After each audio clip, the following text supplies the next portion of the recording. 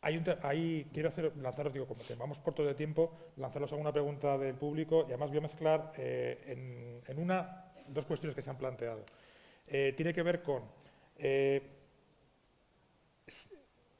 no sabemos si hay experiencias y si las hay, nos gustaría que nos las contarais, que en la medida que avancemos en un mecanismo donde la gente pudiera disponer de mayor renta, ¿vale?, más en la línea de una renta básica más universal, ¿vale?, ¿en qué medida se podrían producir dos efectos?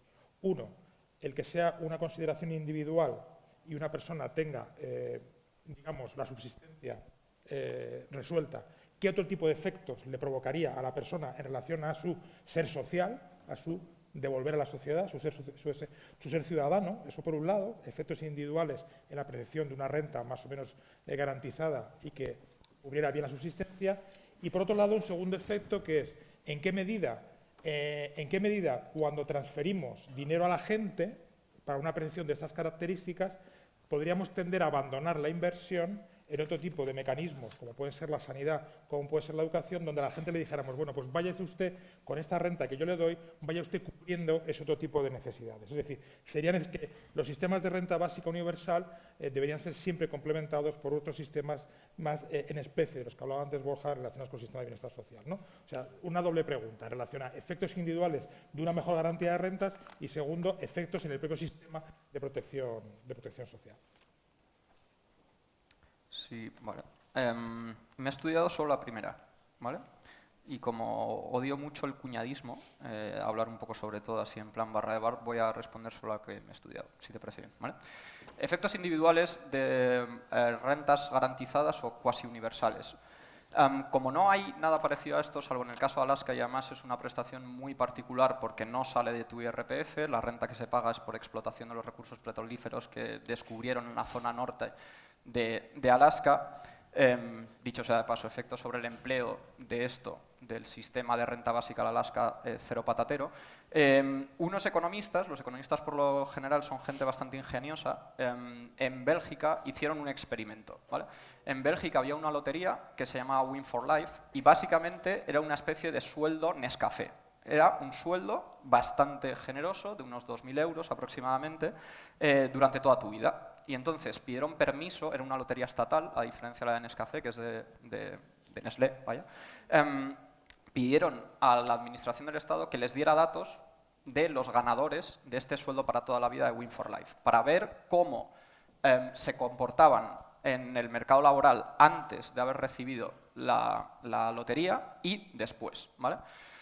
Para tratar de ver en el plano práctico, o sea, con datos, si efectivamente tener la renta garantizada, o sea, la existencia material garantizada, provoca un efecto desincentivador brutal de las horas de trabajo, del capital humano que ofreces al mercado laboral, ¿vale? Resultados, bueno, muy poco concluyentes y fundamentalmente dos cosas, ¿vale? Una, la gente no se retiraba del mercado laboral. Lo que pasa es que pasaban a ofertar mano de obra en aquellos sectores que eran más acordes con sus preferencias, ¿vale? O sea, si alguien estaba trabajando, yo qué sé, en un trabajo mal pagado y tal y no sé qué, y siempre había querido pues ser profesor, vieron gente que durante un tiempo de su vida se retiraba, estudiaba y volvía al mercado laboral en una profesión que satisfacía mejor sus preferencias y sus intereses. Y luego lo que vieron, y este es el segundo resultado significativo, os cuento todo, tal y como hay, en el estudio, es que mucha gente pasó a dedicar más horas de cuidado. Más horas de cuidado, tanto a sus niños como, sobre todo, más horas de cuidado a sus mayores. En lugar de dejarlo, porque Bélgica es un país del primer mundo, ¿verdad? Y entonces tiene sistemas de protección y de cuidado para sus mayores. En lugar de dejarlo en manos del mercado, digamos, o del Estado, pasaron ellos a ser quienes se encargaran más horas de las que dedicaban antes al cuidado de sus mayores. En los efectos individuales yo creo que una prestación no tiene por qué desincentivar la búsqueda de empleo. Yo creo que todas las personas son situaciones distintas. A toda persona le gusta desarrollarse individualmente en su profesión, en sus cualidades. Además, en el tema de la renta que nosotros planteamos, es una exigencia que estés en disposición de trabajar y además exigimos o queremos que los servicios públicos de empleo estén en esta labor y incentivando a las personas a mejorarse profesionalmente y a buscar un empleo. Luego, en cuanto al tema de las prestaciones, no tienen por qué, al revés, todos los que sean beneficiarios de esta renta tienen las mismas prestaciones que el resto de trabajadores de seguridad social en cuanto a sanidad y luego también el tema de servicios como educación u otros servicios. En un foro como el que estamos hoy, yo creo que no nos debemos marchar sin preguntarnos, por ejemplo, en el caso de la ILP que se ha presentado en el Parlamento, hasta qué punto una ILP de esas características podría tener un efecto positivo o negativo en el ámbito de las personas sin hogar. O sea, es decir, sumar una nueva contribución al sistema de seguridad social, ¿vale? No podría pensarse, o sea, no se podría producir un efecto rebote en el cual, de alguna manera, muchas comunidades autónomas dijeran, bueno, ya tenemos resuelto el problema de los parados de larga duración, que son la inmensa mayoría de la situación que puede cobrar las rentas mínimas autonómicas, vamos a quitarnos de las manos este asunto y de rebote sean perjudicados las personas con las que el colectivo de gente que está aquí está trabajando. ¿En qué medida se pueden generar efectos indirectos de este tipo de cambios en el sistema de prestaciones? Puede haber alguna comunidad que lo piense. Nosotros entendemos que son rentas compatibles, no tienen por qué excluir una a la otra, se pueden complementar. Y luego, además, no tienen, en todas las comunidades, ni tienen los mismos requisitos, ni tienen la misma duración, ni la misma cuantía. O sea, depende de la persona, le vendrá mejor una renta u otra o tendrá acceso a una renta u otra. Entendemos que no tiene por qué excluir una a la otra. Es decir, son tantos los vacíos de cobertura que hay que coger lo que hay y aprovecharlo para las distintas situaciones. Bueno, vamos a ir terminando. Si queréis añadir algún comentario, queréis que es interesante, comentar alguna cosa que tengáis en la cabeza, queréis compartir con nosotros. Yo solo puedo responder que dentro de tu, mientras te escuchaba me surgían dos cosas. Algunos de los requisitos que se pedían a las personas para poder recibir la prestación era ser durante un año demandante de empleo. Y claro, para el colectivo de personas sin hogar, uno de los asuntos con los que a veces hay que trabajar es regularizar el DNI. O sea que son personas que son tan outsider que difícilmente se van a beneficiar. Me ha gustado especialmente la disposición que tenían y que mostraste a hablar y mejorar y que pues habían aspectos abiertos precisamente para poder ir mejorando estos aspectos. Yo creo que aquí tenemos mucho margen de mejora. Es evidente que necesitamos sistemas, y con esto ya voy cerrando, que necesitamos sistemas que se adecúen a la realidad que estamos teniendo. Necesitamos que se adecúen a la realidad que viven las personas que están en situación de pobreza y exclusión, que sean más dinámicas, más flexibles, que interactúen mejor con los cambios que hay en el mercado laboral y en los cambios que se van produciendo en los itinerarios particulares que tiene cada una de las personas.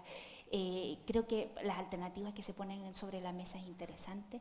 Creo que necesitamos avanzar por este camino, tomando en consideración que tenemos un sistema enormemente complejo, que tiene contradicciones, que tiene fracturas, que tiene lagunas, y deberíamos pensar de qué manera las nuevas propuestas sobre la mesa nos van a ayudar a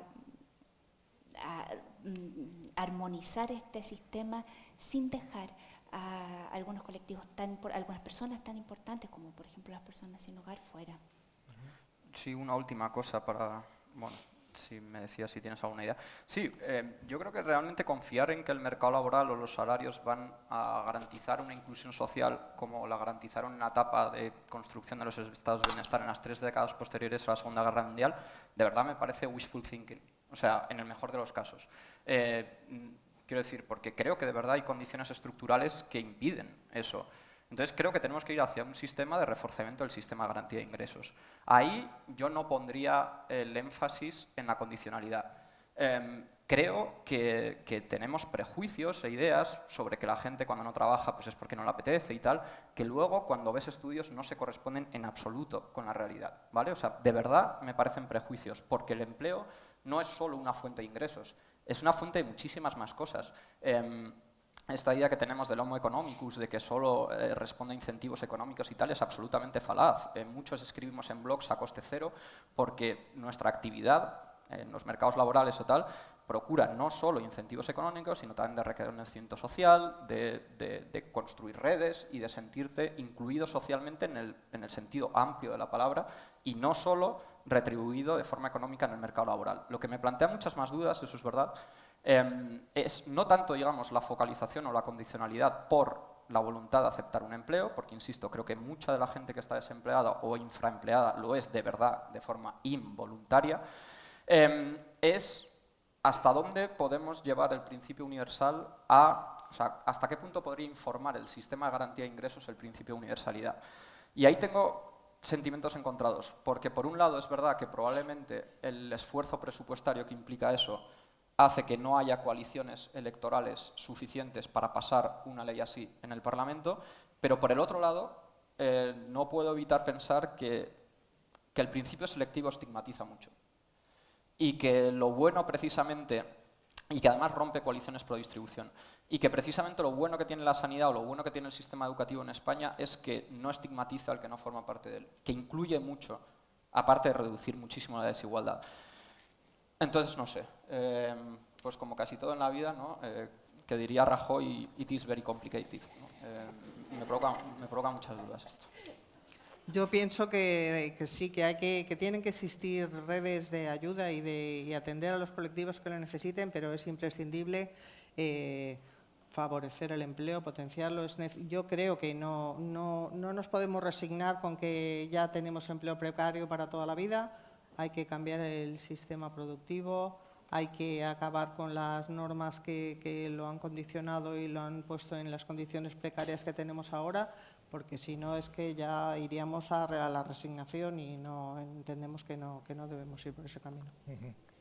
Bueno, yo quisiera acabar un poco con un tema relacionado con el lema de la jornada, ¿no? De cómo construimos dignidad, ¿no? Y además me ha dado pie Borja a plantearlo, ¿no?